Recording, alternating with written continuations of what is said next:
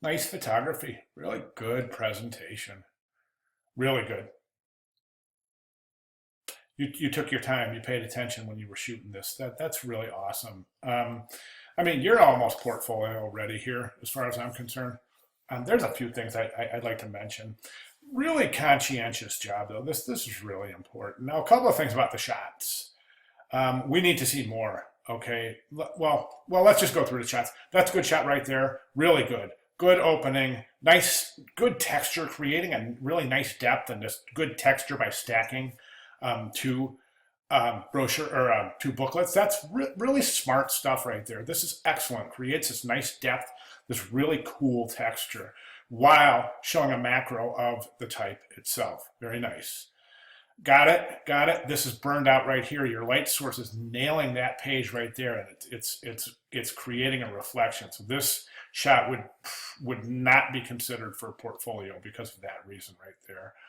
Um, you've got a couple of things I noticed. Where was it? I noticed.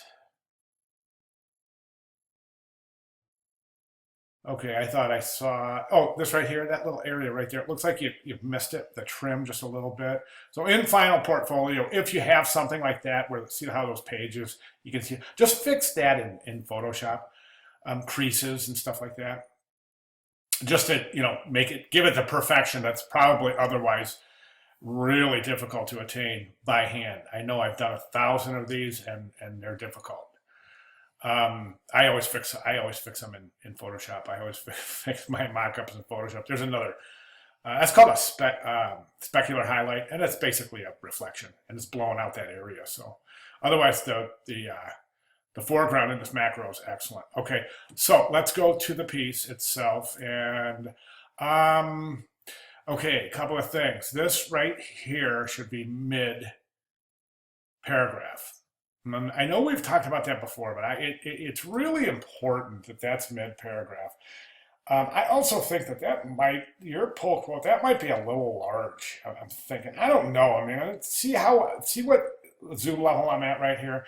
It's almost not even, well, you know what? I shouldn't say that because let's see how it looks mid paragraph as opposed to top or bottom of paragraph. You don't ever want to set pull quotes or call outs at the top or the bottom, maybe on the sidebar, but basically call outs are a resting place. So I think they always look best mid um, paragraph. Try it, you'll see what I mean. You can see right here, it's just clearly a lot more comfortable.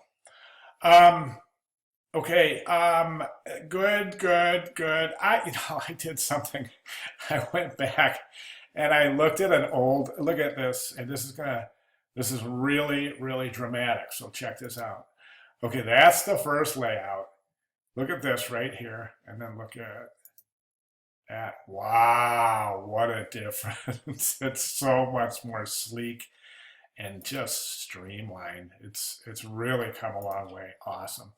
As such, I think this page is a little busy. Call out, logo, poster, poster. That's just too many visual stops. Plus, we can count the headline, and so there's 1, 2, 3, 4, 5, and you only have 3 paragraphs. So you're asking the viewer to look at more visual elements than you are type, and that's unusual. That points to depending on visual elements to try to communicate, and I think that's a mistake in a type and layout project as such.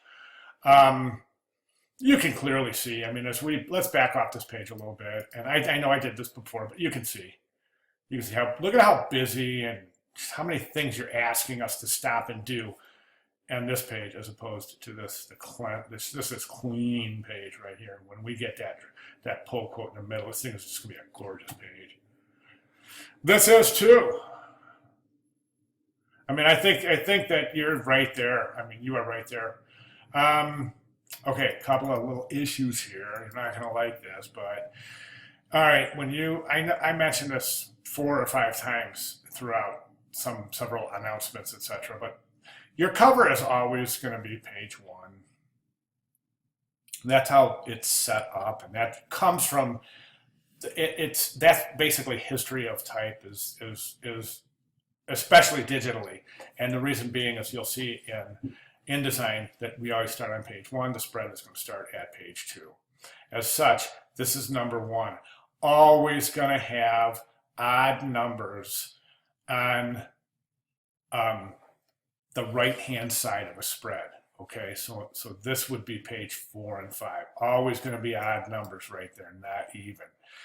And anybody who looks at your portfolio or I'm sorry, I keep saying portfolio because this is a portfolio ready piece. However, when somebody looks at this, a portfolio reviewer or even a hiring professional, they're going to know.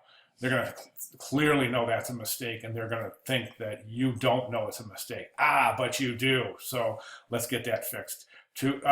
Odd page is always on the right-hand side of the spread. You don't need to sneak that 2 in there. You had to change the color. Don't even worry about it. You don't even need it there. One more thing. Look at the command error here. Just so I got to do this really quick. So here's a guide for your baseline, and we clearly see this next page is way off on your baseline. So that will have to be fixed. And the only other thing is this here is this is a technically, no, it's not. You're fine there. I thought that was, but that pull quote did that. So you're fine. I actually thought that was the start of a new line, but it's not. So you're good. Good to go. Good to go. Excellent job. Just a couple of minor details and that's it. All right. Good job. Oh, you know what I wanted to mention? Yes. Okay. So glad I remembered this. We need more shots. We need more in your spreads. We need your spreads, and the reason being is because we want to show page impositions. Okay, it's really, really, really important. So you'll want to show open spreads, like you see. You have this one back there, but we need other pages shown as spreads. Okay, try not to just concentrate on the upper left-hand corner of your page. Really show us around the page. There's some interesting things going on. Let's go ahead and get some shots of these spreads open.